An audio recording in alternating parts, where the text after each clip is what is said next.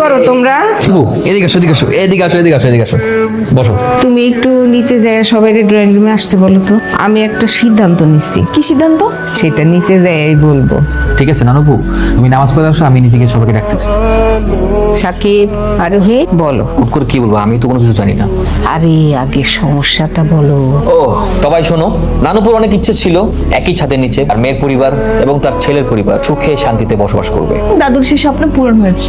আমার বাবা তো আছেই, সেই সাথে তার মেয়ের ফ্যামিলিও এই বাড়িতে আছে। নানুপুর ভীষণ অসন্তুষ্ট, কারণ কারোর মধ্যে কোনো মিল মহব্বত নেই, সবসময় ঝগড়াঝাটি লেগেই আছে। আর এর ভাগ, এর বাসা ভাড়ার ভাগ, খাওয়া দাওয়া নিয়েও তোমরা প্রত্যেকটা দিন ঝামেলা করো। শুধুই দূরত্ব, এবং এই দূরত্ব যেন দিন দিন বেড়েই চলছে। তাই নানুপু একটা ডিসিশন নিয়েছে, একটা সমাধান বের করছে। কি সমাধান?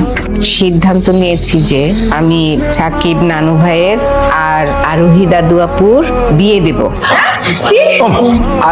এটাই আমার ফাইনাল সিদ্ধান্ত।